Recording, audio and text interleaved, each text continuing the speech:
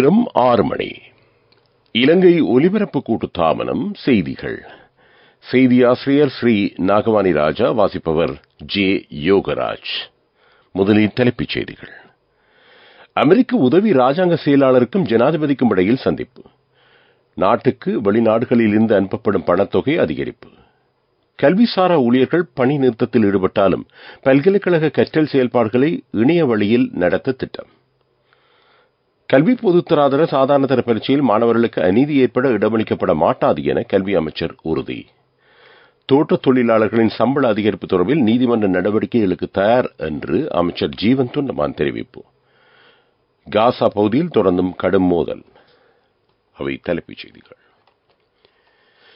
அமெரிக்க ராஜாங்க திணைக்களத்தின் தெற்கு மற்றும் மத்திய ஆசிய விவகார பணியகத்தின் உதவி ராஜாங்க செயலாளர் டொனால்ட் லூ ஜனாதிபதி ரணில் விக்ரம்சிங்கவை சந்தித்து கலந்துரையாடியுள்ளார். இந்த சந்திப்பு ஜனாதிபதி அலுவலகத்தில் நேற்று இடம்பெற்றது.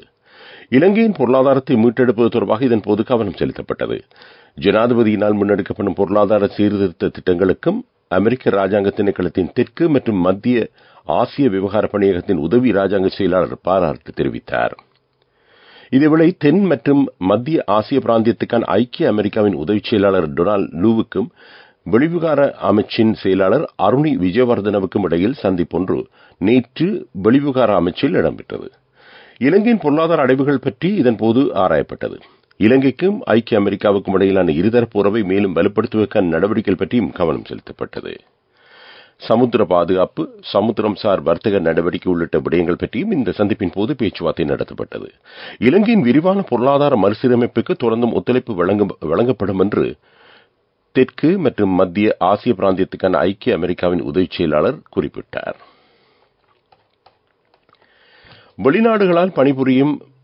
வெளிநாடுகளில் பணிபுரியும் இலங்கை பணியாளர்களால் நாட்டுக்கு அனுப்பப்படும் அந்நிய நாட்டு செலாவணி அதிகரித்துள்ளதாக தொழிலாளர் மற்றும் வெளிநாட்டு வேலைவாய்ப்பு அமைச்சு தெரிவித்துள்ளது.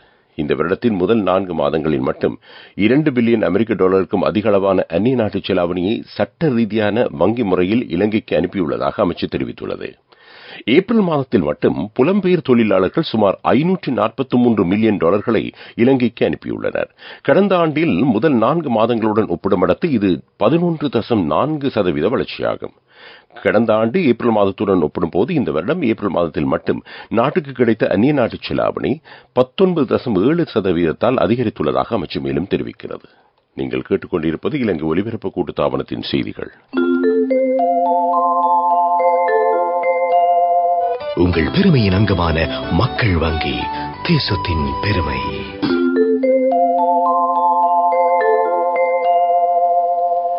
கல்விசாரா ஊழியர்கள் பணிநிறுத்த போராட்டத்தில் ஈடுபட்டாலும் பல்கலைக்கழகங்களின் கல்வி நடவடிக்கைகளை இணைய வழியூடாக நடத்த ஏற்பாடுகள் செய்யப்பட்டுள்ளன என்று பல்கலைக்கழக மானியங்கள் ஆணைக்குழுவின் தலைவர் பேராசிரியர் சம்பத் அமரதுங்க தெரிவித்தார். கொரோனா வைரஸ் பரவல் சமயத்தில் பல்கலைக்கழகங்கள் மூடப்பட்டிருந்த போதிலும் கல்வி நடவடிக்கைகள் இணையவழி மூலம் எவ்வாறு வெற்றிகரமாக நடத்தப்பட்டன என்பதையும் அவர் நினைவு கூர்ந்தார். குறைந்தபட்சம் 25% பல்கலைக்கழக கல்வி செயல்பாட்டை இணையவழியில் நடத்த வேண்டும் என்று சுற்றறிக்கையும் வெளியிடப்பட்டுள்ளது. ஆசிய நாடுகளில் இணையவழி உயர்கல்வி நடவடிக்கைகளை மேற்கொள்வது தொடர்பில் இலங்கை முன்னணியில் உள்ளதாகவும் தெரியவந்துள்ளது. கல்வி பொதுத்தராதர உயர்தர பரீட்சை பெறுபவர்கள் இம்மாத இறுதியில் வெளியிடப்பட உள்ளதுடன் 2 மாதங்களின் பின்னர் பல்கலைக்கழக வெட்டுப்புள்ளிகள் வெளியிடப்பட்டு மாணவர்கள் உள்வாங்கப்படுவர். இந்த நிலையில் கல்விசாரா ஊழியர்களின் வேலைநிறுத்தத்தால் அதற்கு இடையூறு ஏற்படும் என்றும் மானியங்கள் ஆணைக்குழு தலைவர் குறிப்பிட்டுள்ளார். கல்விசாரா ஊழியர்களின் வேலைநிறுத்தம் தொடர்பில் கருத்து தெரிவித்த பல்கலைக்கழக மானியங்கள் ஆணைக்குழுவின் தலைவர் பேராசிரியர் சம்பத் அமரதுங்க கோரிக்கை வென்றெடுக்கப்பட வேண்டும் என்றாலும் அதற்காக மாணவர்களின் கல்வியை பலி கொடுப்பதை ஏற்றுக்கொள்ள முடியாது என குறிப்பிட்டார்.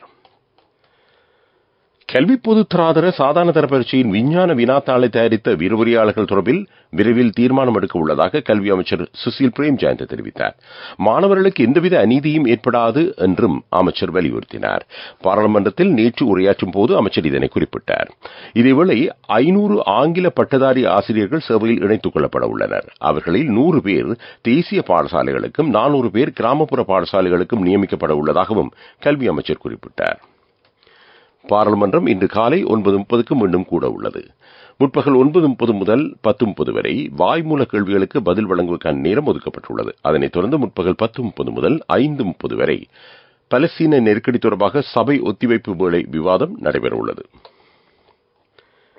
நாட்டின் 5 மாவட்டங்களுக்கு மண் சரிவு அபாய எச்சரிக்கை தேசிய கட்டிட ஆராய்ச்சி நிர்வாகத்தினால் விடுக்கப்பட்டுள்ளது. மதுரை மாவட்டத்தின் அல்ல, அப்புத்தலை, அல்துமுல்ல, ஆலியல, கண்டி மாவட்டத்தின் உடபலாத்த, யட்டினுவர ஆகிய பிரதேச செயலக பகுதிகளுக்கு மண் சரிவு எச்சரிக்கை விடுக்கப்பட்டிருக்கிறது. கேகாலை மாவட்டத்தின் மாவனல்ல, வரக்காப்புல, தெஹியோவிட்ட, கலிகமுவ, கேகாலை ஆகிய பிரதேச செயலகங்களுக்கும், குருநாகல் மாவட்டத்தின் மாவத்தகம பிரதேச செயலக பகுதிக்கும், ரத்தினபுரி மாவட்டத்தின் பல்லாங்குட, இம்புல்பே, ரத்தினபுரி, கலவான ஆகிய பிரதேச செயலக பிரிவுகளுக்கும் மண் சரிவு அபாய எச்சரிக்கை விடுக்கப்பட்டிருக்கிறது. இன்று மாலை 4:15க்கு விடுக்கப்பட்ட நேற்று மாலை 4:15க்கு விடுக்கப்பட்ட எச்சரிக்கை இன்று மாலை 4:15 வரை அமலில் இருக்கும். உன்னதமான இலக்குகளை மனதில் கொண்டு நீங்கள் எடுக்கும் சரியான முடிவுகள் உங்களையும் நாட்டையும் பெருமையடைய செய்யும். நாங்கள் உங்கள் பெருமையின் அங்கமான மக்கள் வங்கி, தேசத்தின் பெருமை.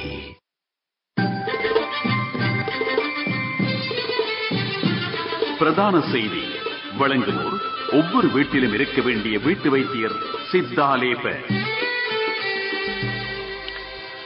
பெருந்தோட்ட தொழிலாளர்களின் சம்பள அதிகரிப்பு குறித்து அரசாங்கம் விடுத்துள்ள வர்த்தமானி அறிவித்தலுக்கு அமைய பெருந்தோட்ட கம்பெனிகள் செயல்பட வேண்டியது அவசியம் என அமைச்சர் ஜீவன் தொண்டமான் வலியுறுத்தினார். அதற்கு எதிராக கம்பெனிகள் மேற்கொள்ளும் நீதிமன்ற நடவடிக்கைகளுக்கு முகம் கொடுக்க தயார் என்றும் அவர் தெரிவித்தார். ஜனாதிபதி ஊடக மையத்தில் நேற்று நடைபெற்ற ஊடகவியலாளர் சந்திப்பில் கலந்து கொண்டு கருத்து வெளியிடும் போது அமைச்சர் இதனை தெரிவித்தார். கூட்டு ஒப்பந்தம் இருந்த காலத்தில் 2 வருடங்களுக்கு ஒரு முறை சம்பளம் அதிகரிப்பு செய்யப்பட்ட வேளையில் கடந்த 4 வருடங்களாக தொழிலாளர்களுக்கு சம்பள அதிகரிப்பு வழங்கப்படவில்லை. டாலரின் பெறுமதி வீழ்ச்சியை சாதகமாக கொண்டு பெருந்தோட்ட தொழிலாளர்களின் சம்பளத்தை அதிகரிக்க கம்பெனிகள் முன்வர வேண்டும் என்றும் வலியுறுத்தினார். பிரதான செய்தி வழங்கியோர் ஒவ்வொரு வீட்டிலும் இருக்க வேண்டிய வீட்டு வைத்தியர் சித்தாலேப. உங்கள் கவனத்திற்கு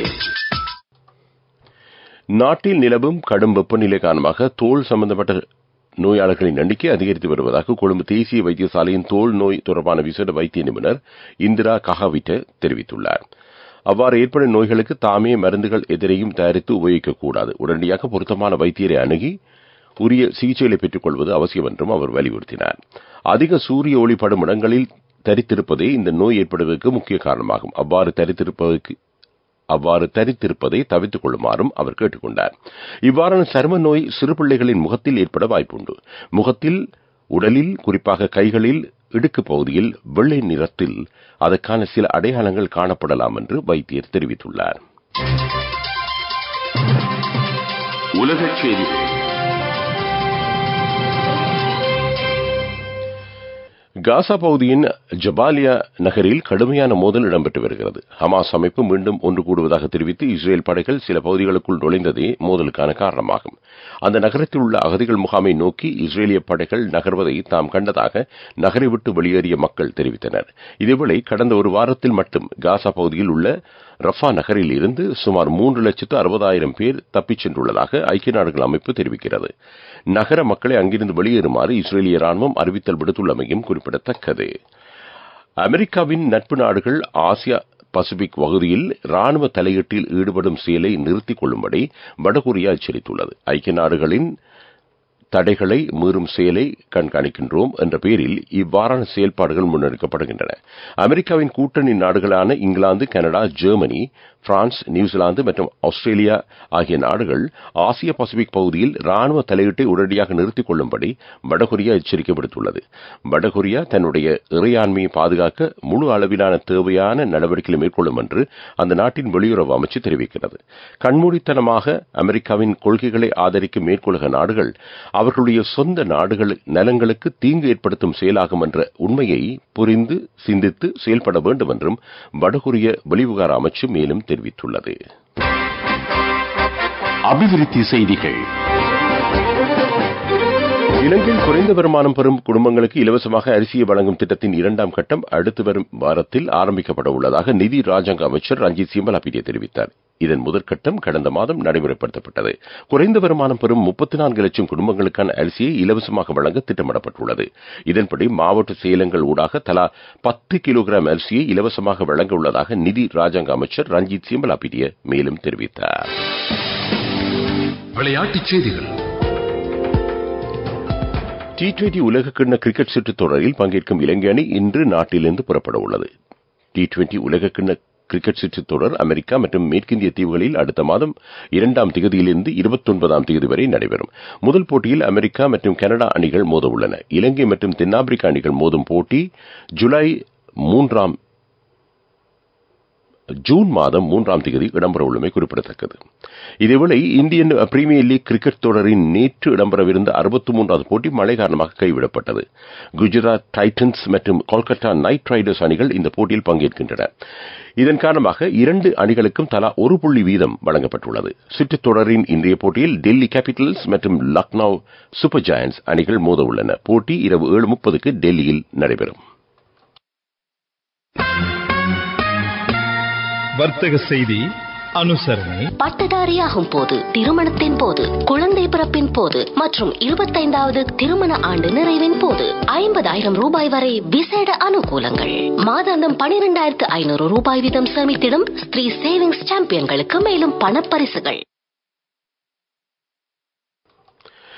இந்தியாவின் நாகப்பட்டினத்துக்கும் காங்கேசன்துறைக்கும் இடையிலான பயணிகள் போக்குவரத்து படகு சேவை எதிர்வரும் 17ஆம் தேதி வரை பிற்போடப்பட்டிருப்பதாக இலங்கைக்கான இந்திய உயர்ஸ்தானிகர் அலுவலகம் தெரிவிக்கிறது.